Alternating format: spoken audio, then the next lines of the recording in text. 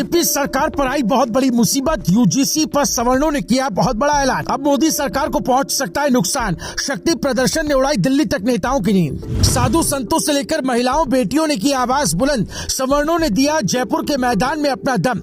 UGC को हटाने की खाई एक सुर में सभी ने कसम। अब करने जा रहे हैं ये बहुत बड़ा काम।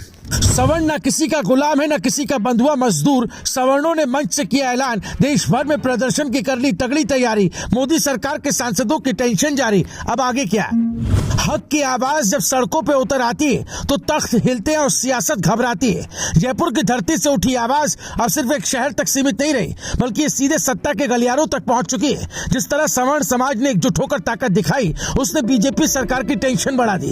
ये कोई सामान्य विरोध नहीं, बल्कि ऐसा शक्ति प्रदर्शन था जिसने साफ संकेत दिया कि अब ये मुद्दा थमने वाला नहीं, बल्कि आने वाले दिनों में और भी बड़ा रूप ले सकता है। जयपुर के रामनिवास बाग के मैदान में जो नजारा देखने को मिला, वो अपने आप में एक बड़ा राजनीतिक संदेश था। हजारों की भीड़, एक सुर में उठती आवाजें और मंच से लगातार हो रहे तीखे ऐलान, ये सब बता रहे थे कि सवर्ण समाज अब पीछे हटने के मूड में नहीं। करणी सेना के नेतृत्व में हुए इस महाजुटान ने यह स्पष्ट कर दिया कि यूजीसी के नए नियमों को लेकर गुस्सा अपने चरम पर है और इसे अब दबाना आसान नहीं होगा।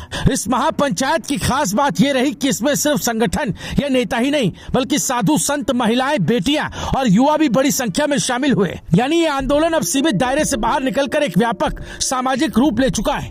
मंच से बार बार यही कहा गया कि लड़ाई सिर्फ एक नियम के खिलाफ नहीं, बल्कि आने वाली पीढ़ियों के भविष्य और समाज के सम्मान की लड़ाई है। यही भावनात्मक जुड़ाव इस आंदोलन को और ज्यादा मजबूत बना रहा है। मंच से दिए गए बयानों ने साफ कर दिया कि ये विरोध अब रुकने वाला नहीं। सवर्ण संगठनों ने देश भर में आंदोलन फैलाने की तैयारी कर ली और 22 मार्च को जनप्रतिनिधियों के घरों तक पहुंचकर विरोध दर्ज कराने का ऐलान किया गया। यानी अब ये लड़ाई सिर्फ मैदान तक सीमित नहीं रहेगी, बल्कि सीधे सांसदों और विधायकों के दरवाजे तक पहुंचेगी। इससे राजनीतिक दबाव बढ़ना तय माना जा रहा है और आने वाले दिनों में इसका असर साफ दिखाई दे सकता है।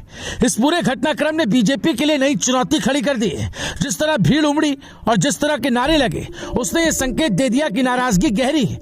अगर ये मुद्दा और तेज होता है तो इसका असर राजनीतिक समीकरणों पर भी पड़ सकता है, खासकर उन राज्यों में जहां चुनावी माहौल बनने वाला है। इस तरह के आंदोलनों का असर वोट बैंक पर पड़ता है और यही वजह है कि सियासी हलकों में इस महापंचायत को गंभीरता से देखा जा रहा है। मंच से पहले यह भी साफ कहा गया कि सवर्ण समाज अब किसी का बंधुआ नहीं है और अपने हक के लिए खुलकर आवाज उठाएगा। ये लाइन इस पूरे आंदोलन का सबसे बड़ा संदेश बनकर सामने आई। यही कारण है कि सोशल मीडिया से लेकर राजनीतिक गलियारों तक इस मुद्दे की चर्चा तेज हो गई और लोग इसे एक बड़े बदलाव के संकेत के तौर पर देख रहे हैं। अब सबसे बड़ा सवाल यही कि क्या सरकार इस बढ़ते दबाव को नजरअंदाज कर पाएगी या फिर आने वाले समय में कोई बड़ा फैसला देखने को मिलेगा। क्योंकि जिस तरह जयपुर से आवाज उठी है, वो अब देश भर में फैलने की तैयारी में है। अगर यह आंदोलन और तेज हुआ तो उसे संभालना आसान नहीं होगा और सरकार को रणनीति बदलनी पड़ सकती है। फिलहाल जयपुर में हुआ यह शक्ति प्रदर्शन सिर्फ एक आयोजन नहीं, बल्कि एक बड़ा सियासी संकेत बन चुका है। इससे साफ दिख रहा है कि सवर्ण समाज अब खुलकर मैदान में उतर आया। अगर ये एकजुटता इसी तरह बनी रही तो आने वाले दिनों में यह मुद्दा सरकार के लिए बड़ी चुनौती बन सकता है और इसकी गूंज लगातार दिल्ली तक सुनाई देती रहेगी। Bureau report, news live TV.